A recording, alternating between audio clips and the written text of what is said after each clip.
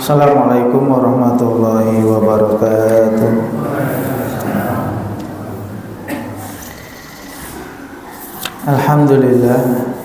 Alhamdulillahirabbil alamin. Wassalatu wassalamu ala asyrafil anbiya'i wal mursalin wa ala alihi wa sahbihi wa man tabi'ahum bi ihsanin ila yaumiddin.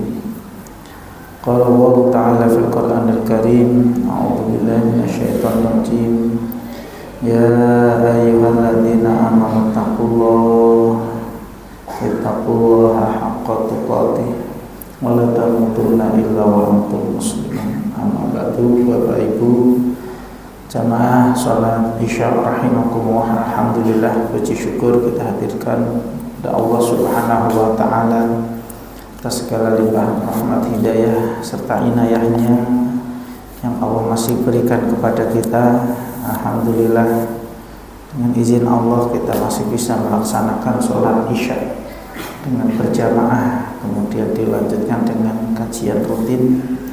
Mudah-mudahan sholat Isya yang telah kita laksanakan diterima oleh Allah Subhanahu wa taala, dan kajian pada malam hari ini senantiasa mendapatkan ridho dari Allah Subhanahu wa taala. Salawat dan salam kita aturkan kepada junjungan kita Nabi Muhammad sallallahu alaihi wasallam, pada para keluarga, sahabat, tabi'in, tabi'ut tabi'in, dan juga orang-orang yang senantiasa mengikuti sunnah-sunnah Rasulullah sampai kelak datang yaumul akhir. Kita lanjutkan pembahasan dari kitab Riyadhus Shalihin, masih membahas tentang bab taubat. Hadis wa an Abi Sa'ad bin Malik bin Sinan Al-Khudri, dari sahabat Abu Sa'id yang menika Sa'ad bin Malik bin Sinan Al-Khudri radhiyallahu anhu. Anna Nabiyya sallallahu alaihi wasallam qala, Rasulullah sallallahu alaihi wasallam beliau bersabda, kana fi man kana qablakum rajulun qatala tis'atan wa tis'ina nafsan. Dulu sebelum kalian ada orang membunuh sebanyak 99. Ini sudah sering kita dengar hadis ini.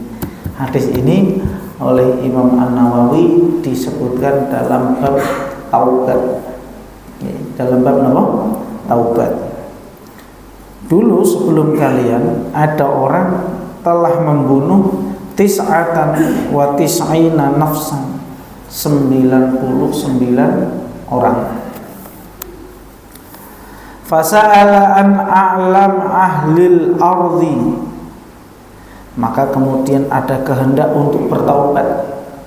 Kemudian dia bertanya, ya, untuk diberitahu orang yang paling alim, ya, orang yang paling alim.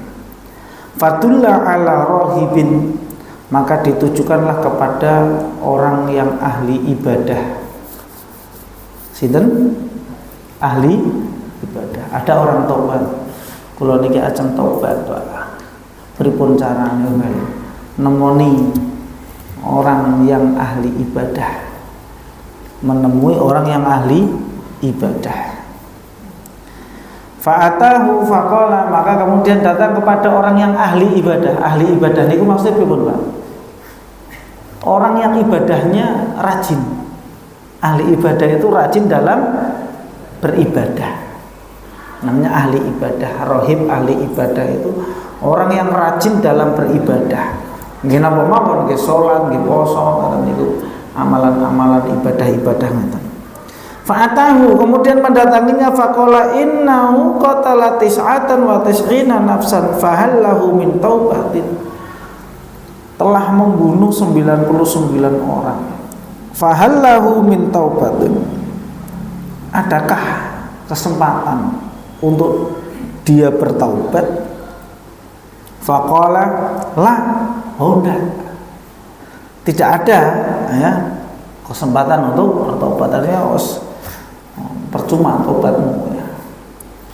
Faqatalahu fakammala bihi mi'atan, ya, si ahli ibadah tadi ketika ditanya, "Kula pengen tobat," tobat percuma, tidak diterima, maka dibunuh, genap menjadi 100. Sinten yang dibunuh ini? Ahli ibadah, ahli ibadah, genap 100. Tsumma sa'ala an a'lami ahlil ardi, ya karena masih ada keinginan untuk bertaubat ya. Tanya lagi, tunjukkan kepada saya orang yang paling alim. Fadulla ala rajulin alimin, maka ditujukan kepada seorang yang alim. Yang pertama sinten? Ahli ibadah. Yang kedua orang yang alim. Alim niku napa sih? Alim itu orang yang berilmu. Ya, orang yang berilmu dan mengamalkan ilmunya, itu orang alim. Nah, tadi hanya sekedar ahli ibadah. Faqala innahu qatala mi'ata nafsin fahallahu min taubatin. Kemudian memberitahu bahwa dia telah membunuh 100 orang.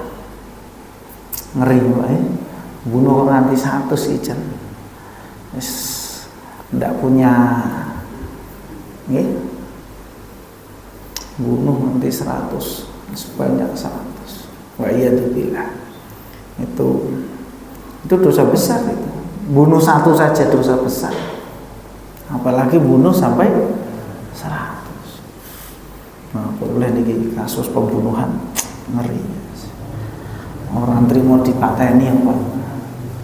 Dicacak-cacak. Dibunuh, dipotong-potong. Astagfirullah.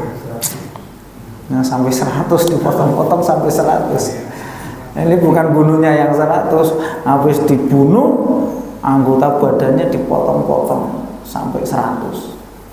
Neng sing dibuat neng kebun, neng sing disimpan. Aduh, lah ngeri ya. Fahallahu min taubatin, adakah saya kesempatan untuk bertaubat? Faqala, maka si alim tadi, orang yang berilmu tadi, na'am, ya, silakan bertaubat.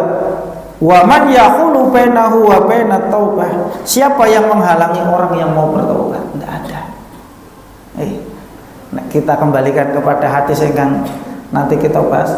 Allah membuka tangannya di malam hari agar orang yang bermaksiat di siang hari bertaubat. Tasingmutan ya, ada singgung ya. Allah membuka tangannya di siang hari agar yang melakukan dosa di malam hari mau bertobat. Silakan. Tidak ada yang menghalangi untuk bertaubat.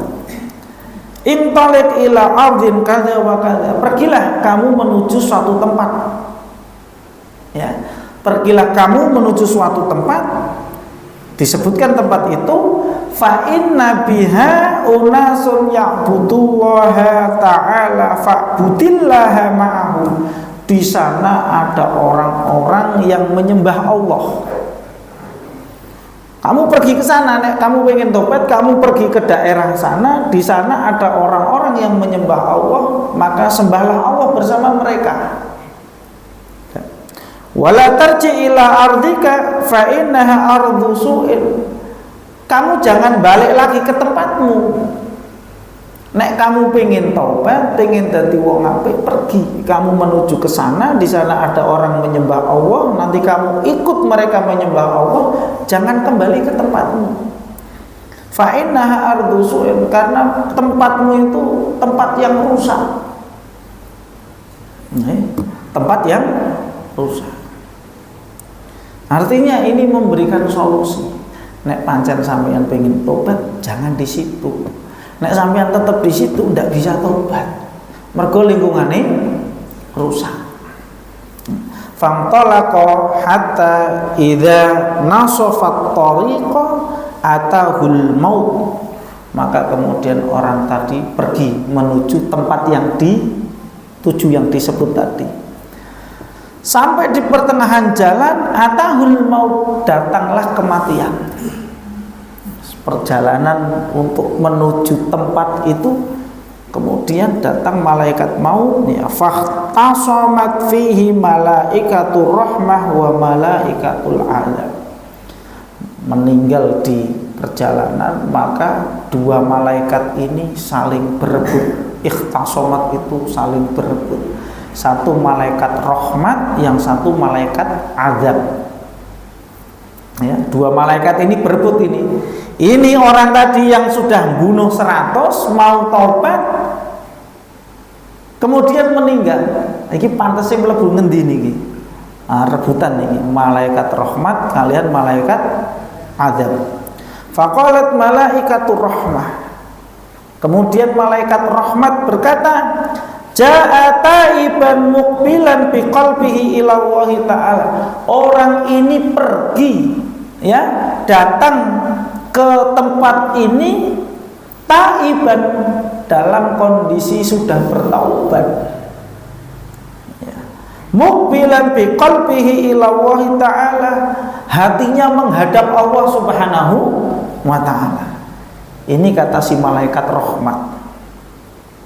Wa qalat malaikatul adabi, sedangkan malaikat azab ini mengatakan innahu lam ya'mal khairan qattu. Lah iki urung apa-apa, salat wae urung. Ya. Ini dia belum beramal soleh sama sekali. Baru jalan niki. Niat ajeng taubat. Syaratnya sanjange si alim tadi kan pindah. Baru ajeng pindah di perjalanan sudah meninggal. Berarti dia belum beramal sama sekali. Lam ya'mal khairan qattun. Padu niki rebutan. Ning niki wis taubat. Sanjange malaikat rahmat. Sanjange malaikat azab. Ning durung amal. Ning niki taubat ning durung amal iki lho, urung amal, urung salat, urung apa-apa kok, ya. Kadung mati sik. Nah, mula ini menjadi peringatan bagi kita, ya. Ada orang itu nggih mbok empu dilereni. Salat. Sok salate nek wis. Nggih, ada orang itu ketika diberikan nasihat untuk bertaubat kepada Allah itu jawabannya kan sok mengko tobaté sesuk wae nek wis meh. Nah, nek wis meh ini. Ayo nek ngerti ya. Cukup sik jalan tiba-tiba kedatangan malaikat mau pripun. Ya. Nah, ini menjadi satu peringatan. Ya, menjadi satu peringatan bahwa namanya kematian itu misteri, kita tidak tahu. Fa'atahum malakun fi surati adami.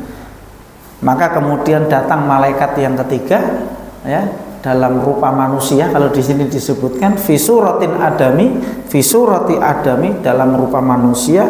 Faja'aluhu bainahum ay hakaman, maka menjadi hakim, menjadi penengah di antara dua malaikat rahmat ini, di antara dua malaikat, yakni malaikat rahmat dan juga malaikat azab. Faqala, kemudian malaikat yang ketiga ini yang sebagai hakim ini mengatakan, qisuma bainal ardaini fa ila ayatuhuma kana adna fa huwa lahu. Diukur mawon. Diukur saja.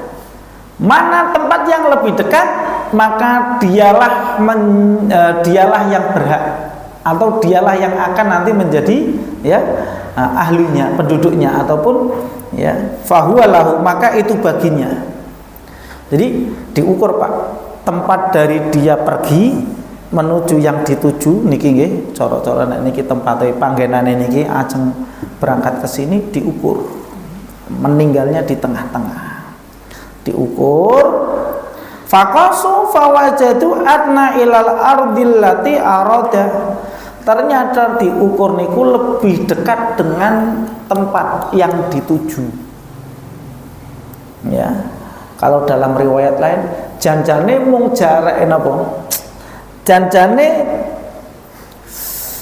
kacek, selisihnya hanya sakilan. Bar diukur niku selisihnya itu hanya, ya, shibron itu di sini. Bisibrin satu jengkal, satu jengkal. Ya.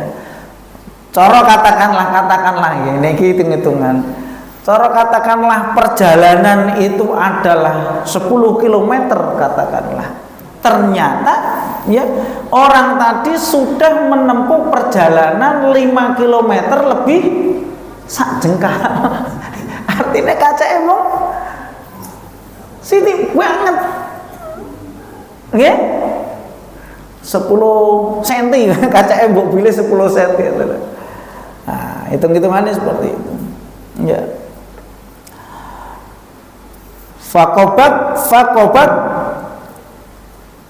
Faqabathu malaikatur rahmah. Ya. Maka kemudian orang tadi, ya, yang meninggal tadi, ya, menjadi haknya malaikat pembawa rahmat. Nah, ini di sini disebutkan tadi jaraknya hanya sejengkal. Kaca emong sak jengkal tok. Ya.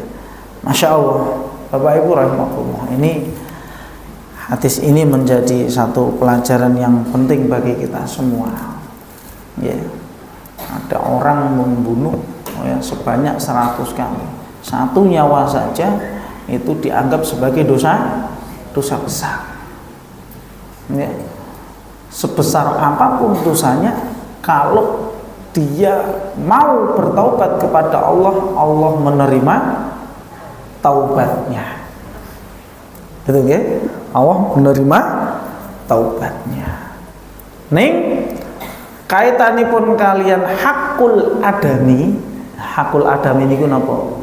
Hak sesama manusia. Tidak kemudian taubat itu menggugurkan hukum. Kalau itu terkait dengan hak manusia, seumpama ngeten. Ada orang membunuh, bar niku tobat. Ning dalam pengadilan keputusannya adalah dia dihukum mati. Karena dia melakukan tindakan pidana telah menghilangkan nyawa, kemudian naik ke pengadilan, oleh pengadilan kemudian divonis apa? Hukum mati. Tidak kemudian taubatnya tadi menggugurkan hukuman mati. Mboten kok, ngapunten, lah kula pun taubat. Ya senajan pun taubat. Ya, bahwa Anda dihukum hukuman mati ini dengan taubat itu tidak gugur. Paham niki nggih Pak nggih? Kalau ini kaitanipun dengan apa? Hakul adami, hak sesama manusia. Nggih, dalile napa? Dalile ada wanita Ghamidiyah datang kepada Rasulullah sallallahu alaihi wasallam, seorang perempuan, ya, datang kepada Rasulullah. Dia telah melakukan zina. Taubat ini pasrah, ya, mengaku kepada Rasulullah bahwa dia telah berbuat zina. Maka taubatnya diterima, ya, taubatnya diterima. Tapi taubatnya ini tidak menggugurkan dari hukum. Hukumannya apa? Dirajam. Senajan dia sudah bertobat, akan tetapi karena keputusannya dirajam, dia tetap dihukum rajam. Ngerti Pak nggih? Jadi senajan tobat tidak menggugurkan apa? Hukum. Ngerti nggih. Nah, ini apalagi ini kasusnya kasus seperti ini, dia telah menghilangkan nyawa orang. Ya nanti tergantung di pengadilan itu, ya, apakah dia dikisos, dia dijatuhi hukuman mati, ataukah dia diperintah untuk membayar diat, ya, bayar diat berarti 100 ekor unta, atau dari pihak keluarga memaafkan. Nah nanti tergantung itu. Nah, keluarga memaafkan, ya sudah selesai berarti urusannya di situ. Jadi dosa membunuh itu, ya, termasuk dosa besar. Wa iyadzubillah. Nanging ini sudah dianggap hal yang napa nggih. Zaman kita ini membunuh itu kok kayak berita tiap hari. Nih, pembunuhan hari ini itu kayak berita setiap hari. Nah, ini kalau zaman kita dulu kecil, ya, mbah-mbah, bapak-bapak ini jarang, tidak ada kok kasus bunuh itu, ya. Ya, jadi sekarang ini nyawa itu, ya, hanya masalah sepele, ya, masalah sepele. Ya, masalah sepele. Ya, karena emosi, disulut emosi membunuh. Orang sepele membunuh. Wah ya itu ngeri. Ini dosa besar. Ini dosa besar. Ya, maka sebenarnya kalau zaman kita ini, kalau kajian-kajian itu bahas al-kabair itu bagus itu ya, dosa-dosa besar itu kan banyak ya, syirik, membunuh, selanjutnya. Ya. Lah, ini tadi ya, kaitannya pun dengan dosa membunuh. Lah, lajeng kaitannya pun kalian ahli ibadah. Orang yang sudah bunuh 99 ini tanya kepada ahli ibadah. Ahli ibadah niku wong sing sregep ibadah. Ning dalam kapasitas ilmunya kurang. Cuma sregep ibadah. Ngomong sok mbake niku ibadahe sregep, nek melihat orang berbuat dosa itu kaya-kaya was ora tobat-tobatan ra diterima. Mergo napa? Ngrumangsa ibadahe pun kathah. Sehingga menganggap orang lain ibadahnya ya, tidak sama seperti diri. Nah, ini namanya rohib, ahli ibadah. Sregep ibadah, ning masalah keilmuan ya kurang. Maka ketika si pembunuh tadi bertanya, saya sudah bunuh 99, kinten-kinten nek kula tobat niki tobat kula diterima apa mboten? Ista'dzama ya, fasta'dzama rahib hadza dzamba ya.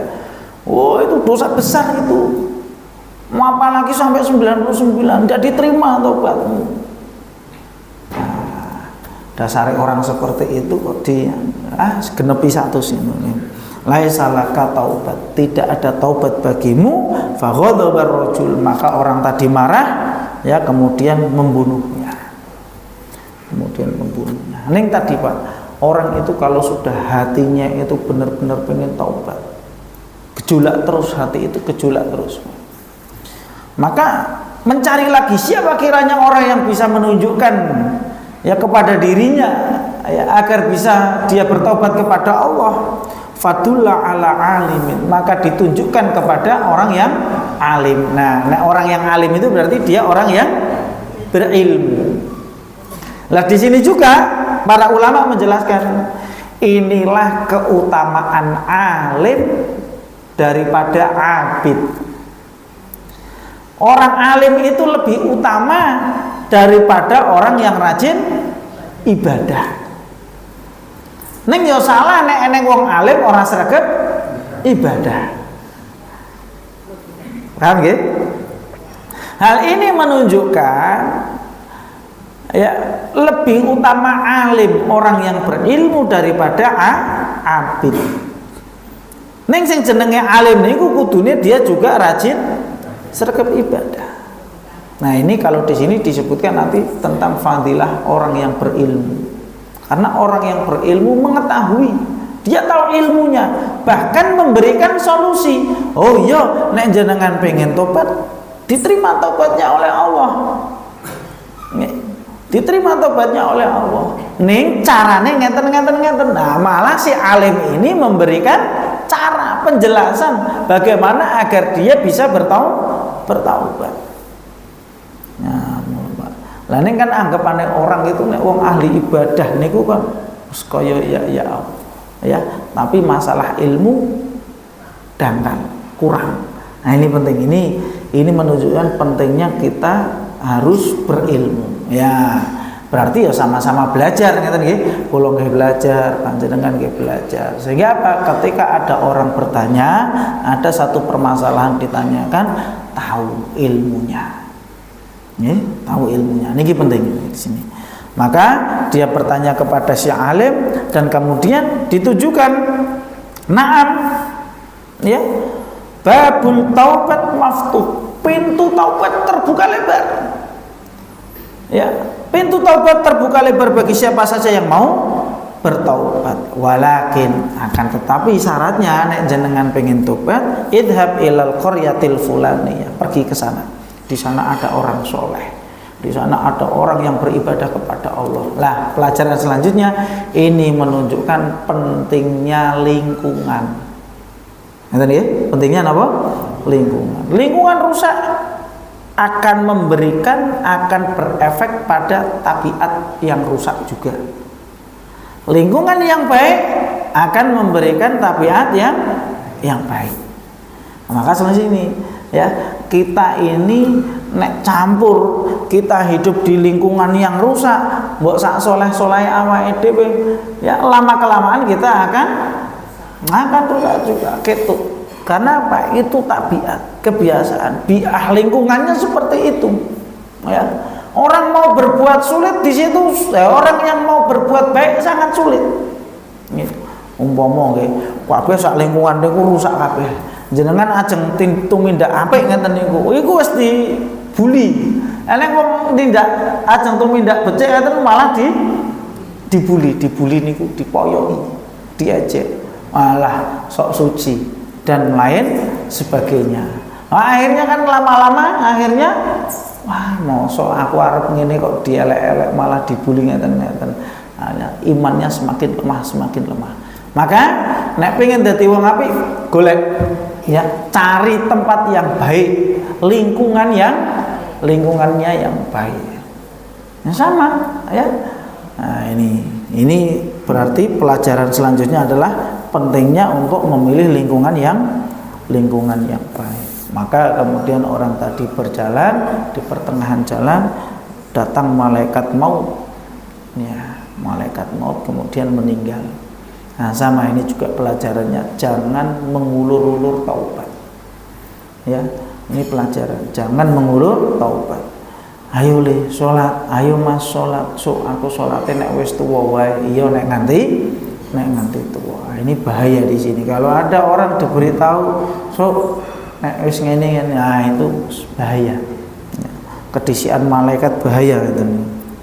Nah, maka kemudian ketika meninggal terjadi pertengkaran antara malaikat rahmat dan juga malaikat azab. Lah Bapak Ibu rahimakumullah, dalam perjalanannya di sini orang tadi sama sekali belum beramal. Baru melakukan tahapan ning dereng beramal sama sekali. Masya Allah, Bapak Ibu rahimakumullah. Saya itu baca kisah ini nggih. Nah iya, sudah bunuh 100. Ning mergo atine ikhlas lillahi taala pengen tobat, senajan dereng amal. Gitu ya. Meskipun dia belum sama sekali melakukan amalan, maka Allah memasukkan dia ke dalam surga. Padahal yang tadi sudah bunuh 100. Kan boten kaca nggih nek dihitung-hitung antara dosa dengan amalnya. Iki nek cara ditimbang, Pak. Iki dosa membunuh 100 kalian iki sik mlaku. Ini kan jauh sekali. Bahkan belum beramal. Tapi karena tadi hatinya itu ikhlas lillahi ta'ala, benar-benar shadiqun niatnya jujur, pengen taubat. Ya, meskipun dia belum beramal, maka Allah Subhanahu wa taala memasukkan dia ke dalam surga. Masya Allah, begitu luasnya kasih sayang Allah Subhanahu wa taala. Mula jangan berputus asa. Ya, jangan orang itu berputus asa, merasa bahwa dia telah melakukan dosa besar, kemudian merasa Allah tidak akan menerima taubatnya. Nah, itu was-was setan itu. Ya, setan itu was-wasnya percuma nek kowe tobat ora bakal diterima, dosamu kegeden.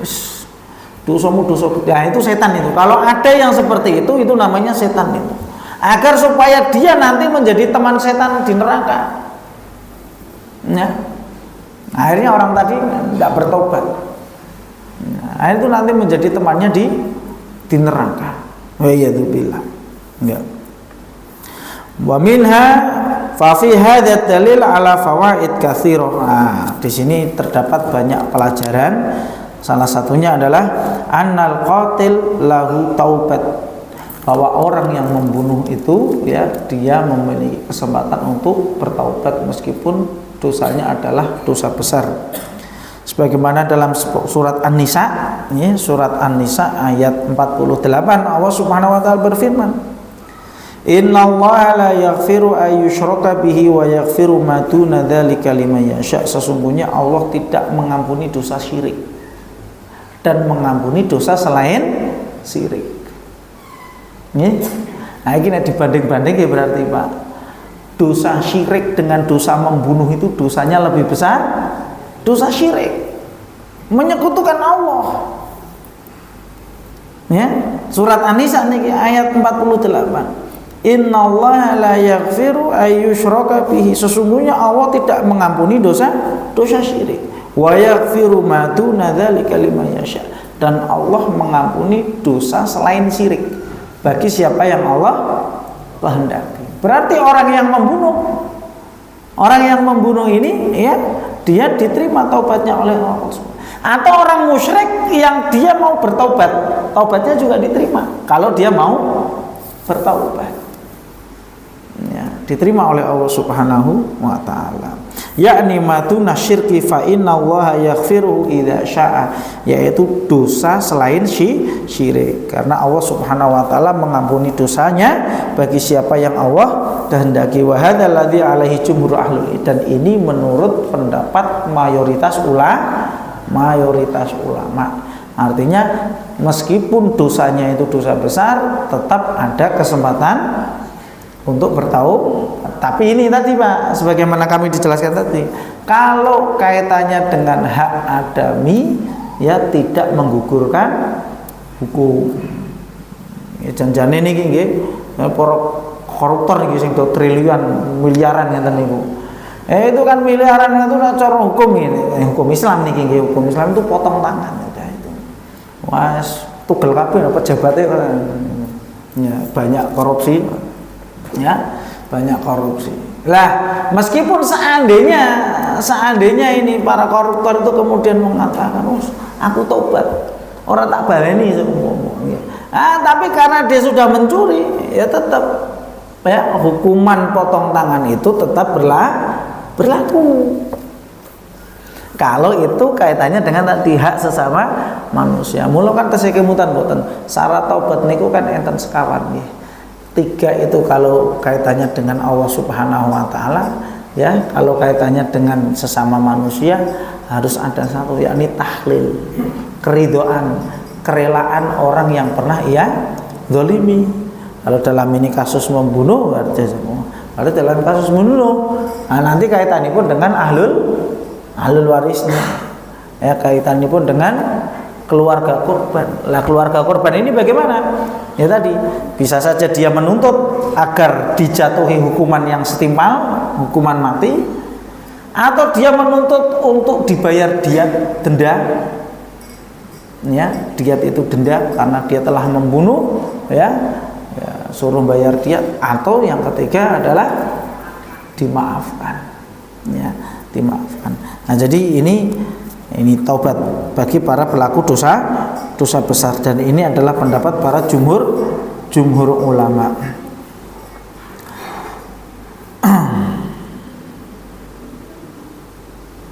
Nah, bahkan di sini disebutkan wa amma haqqu auliyaul maqtul, adapun bagi keluarga maqtul fa innahu la tasihu taubatul qatil, tidak sah taubatnya orang yang membunuh tadi.